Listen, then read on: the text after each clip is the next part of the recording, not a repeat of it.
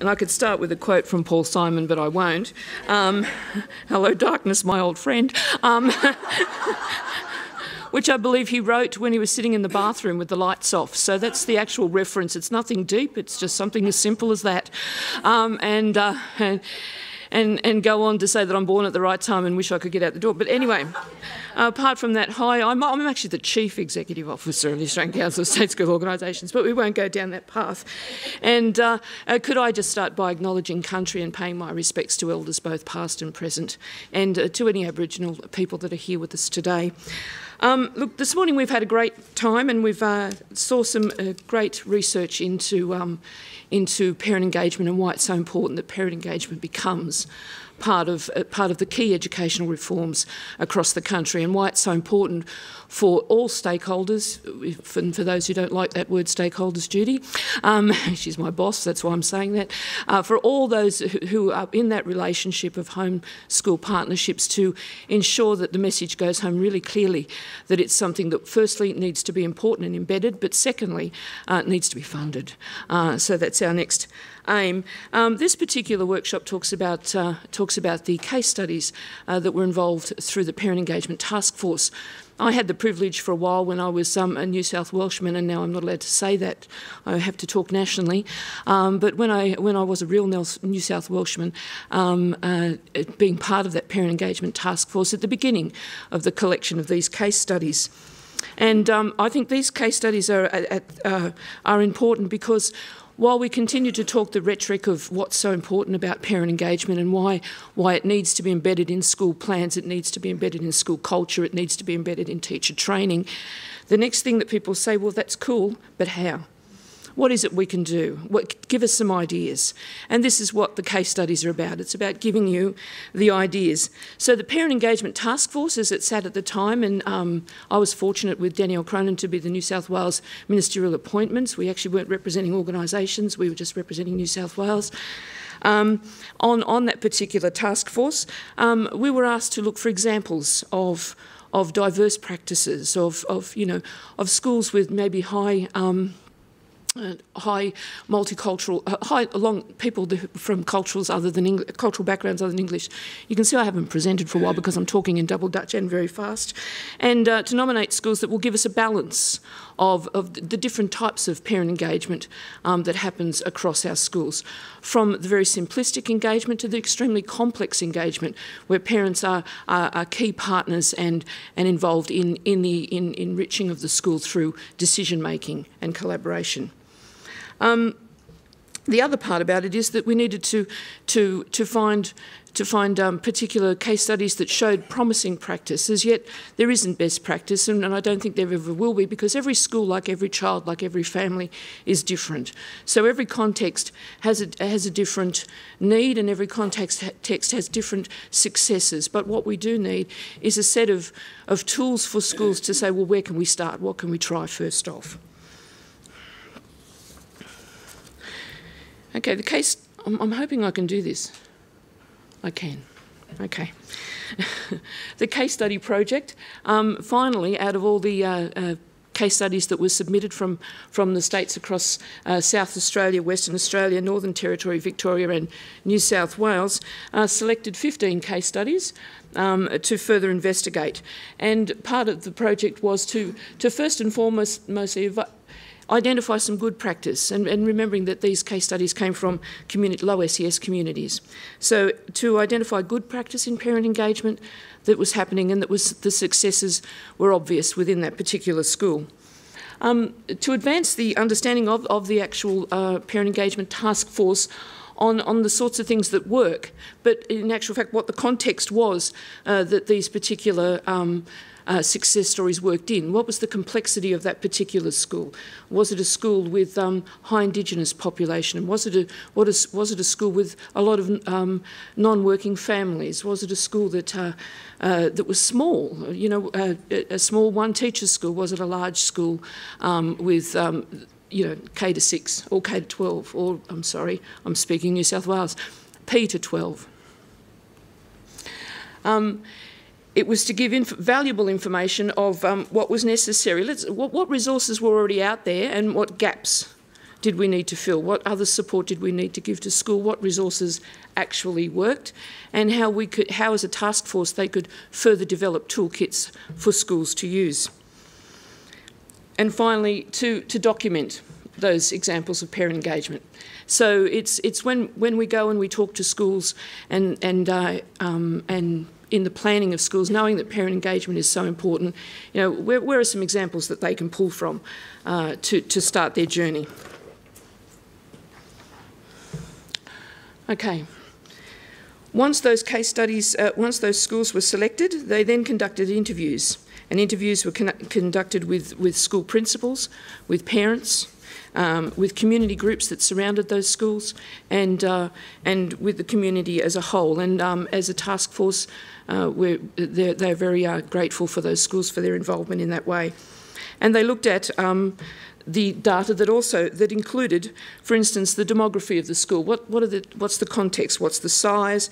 What's the experience of the staff? Was there a mixture of new and old staff? Was there a larger cohort in the later years of school? Where was the school located? Was it a rural and remote school? Was it a metropolitan school? Was it a school with a high population of non-English speaking background?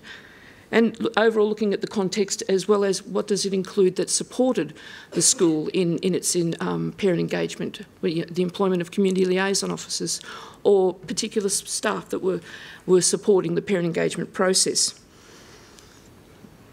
We also collected specific examples of parent engagement to see the common things that worked. So the engagement task force, once these were collected, we could also look at what common things worked, how things were adapted to suit different environments, and the successes and the input that was needed by that particular school community for it to work.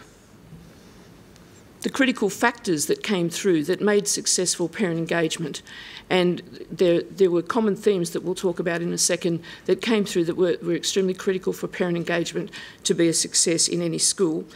And something that's a common theme that's come through even with the work that ACSO and APC have been doing with AITSL is so critical is the leadership of the school in driving. In actually driving successful homeschool relationships. And that doesn't necessarily just mean the principal, but leadership from the school community, leadership from school community organisations, leadership from staff. And finally, the interaction with student learning outcomes, the interaction with student learning outcomes. How does this parent engagement have an impact on how our kids succeed in school, and what are the things that work, that become that part of that impact, and also the measurements and the tools. And we talked about accountability this morning, and sometimes there is a bit of pushback about accountability, but as working from an ACSO perspective, and I know APC have the same questions asked of them is well, you know, how can you prove to us that this parent engagement thing works? What factors, what indicators can you give to us to ensure that it's actually the parent engagement or the community engagement that is having that impact on the outcomes of our kids? And once again, the role and influence of school leadership. You have in front of you, or you have in your hand, probably multiple copies of the schools that were involved. Each of the case studies, and I have sitting here, are available for you to view on web. Yeah, that's right, on the internet. There's a small piece of paper, A3, A2, AX, whatever the size is, that gives you the website, and those case studies are available for you to have a look at on that particular website. The school's chosen, those case studies have a brief introduction and give you an overview of the school's context. It talks about their key parent engagement strategies. It also looks at some of the challenges they faced, some of the future directions, and some of the ways that were highly successful, what their critical success factors were. If you can have a brief look at your list of case studies there, and I'll just run through them very quickly because I think it's more important that we get on to Liz's case study in practice. You don't know how long this took. Okay, so be impressed. If nothing else, just be impressed. Because I am that it finally worked. Bathurst West Primary School, and their case study was titled "The Impact of Inspirational Principle." So first and foremostly, and again, one of the key things is the impact of the leadership of the school. Bradshaw Primary School in the Northern Territory. Christie Downs Primary School in South Australia. Colbelup Community School in Western Australia. Dallas Primary School in Victoria. I've forgotten where I'm up to. Sharon Healy, is she in the room? East Waikiki. Yeah, East Waikiki. What a lovely sounding school in Western Australia. Elizabeth Schools Connections, and that was a series of Catherine Macaulay, St Thomas More and St Mary Magdalene School in South Australia worked together on a parent engagement. One that I had a lot to do with in my previous life as a partnership officer in New South Wales, Katoomba North, that looked at community hubs and using outside agencies to support parent learning and parent growth and capacity building, and also worked on the early years using the early learning framework that exists now, and working with playgroups and supporting parents prior to kids coming to school, engaging parents before enrolment. I can never pronounce that correctly. It's Marialuk Homeland School in the Northern Territory. Moe Elizabeth Primary School in Victoria, Our Lady of Sacred Heart in South Australia, and that was an interesting one because they had 45 different cultures within their school, and they also had some recent refugees, and they incorporated a number of different strategies for parent engagement, and that included the things that would be obvious, like the cultural act, celebrating cultural celebrations, but also liaising with the outside agencies that link with those specific ethnic communities, so linking with the local church, the local migrant access centre, and working together to build community engagement in that way. St Albans Meadows in Victoria, St Brendan's Primary School in New South Wales, Toukley Public School, which Liz is going to bring to you live today, and Wilcannia Central School, which had a huge shift and change in culture. Okay, some common themes that came through from our, I had left the the engagement task force before this was complete, so it came from the engagement task force. Some common themes was first and foremostly changing the school culture, it becoming part of the school ethos, being embedded in the school plan, being part of the school leadership, and that being crucial.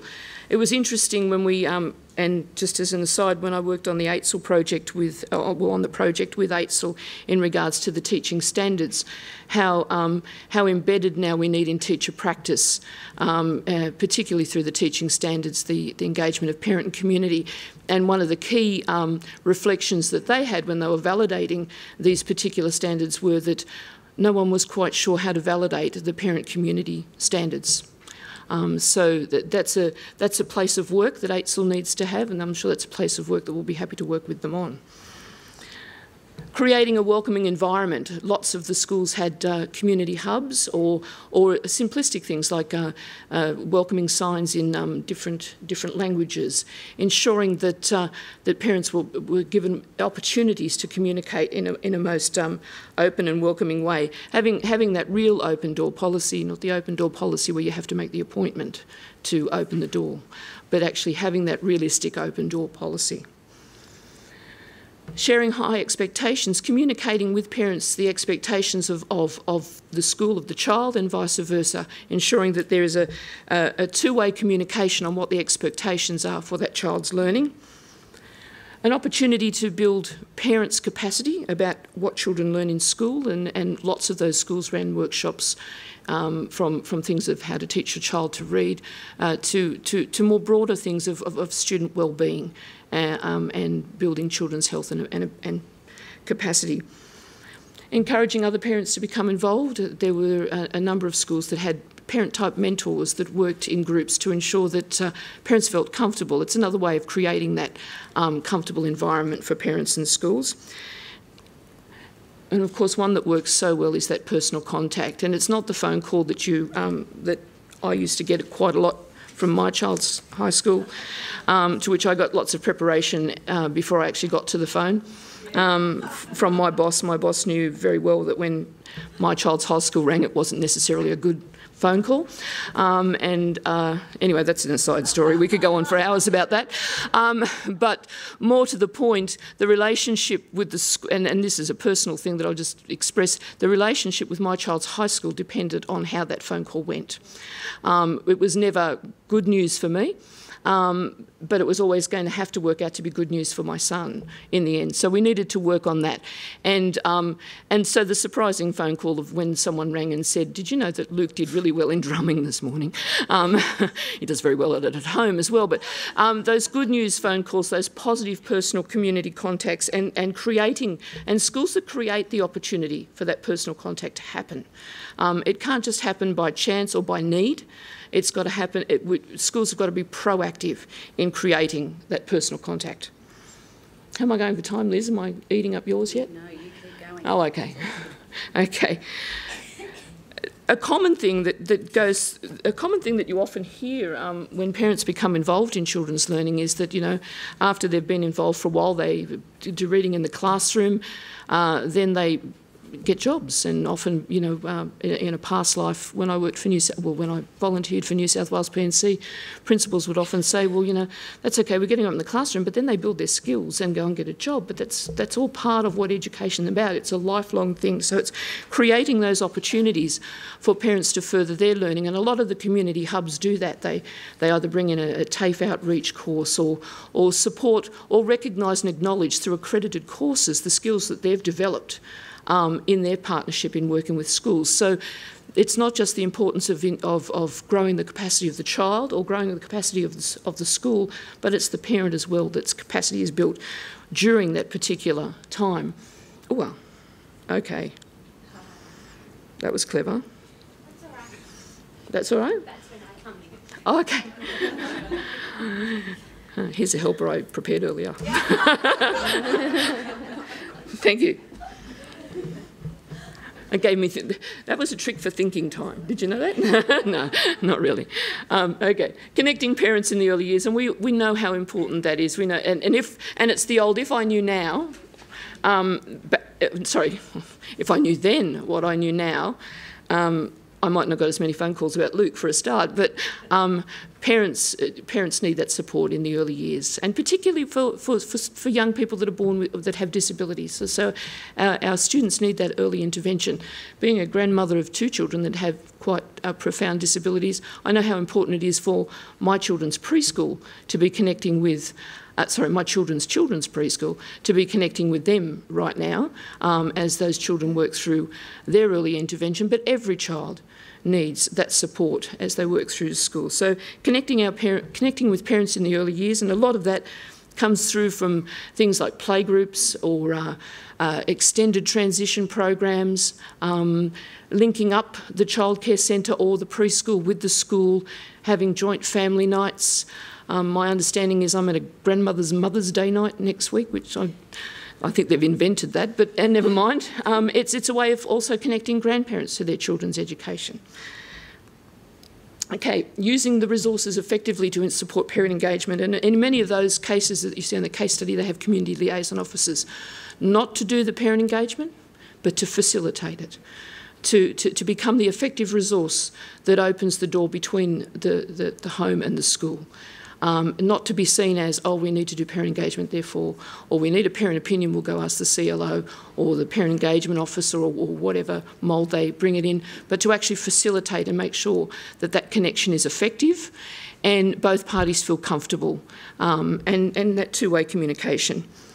Okay, levering additional resources from outside the school. I feel like I'm reading, sorry, I shouldn't do that. But part of a good school community plan is mapping that community, mapping what's out there already that you can tap into to support. Families who need support with early intervention need links with health. Often in our low SS communities, we need links with housing, we need links with Centrelink. So making those links that help support the family, that then support that parent and community engagement.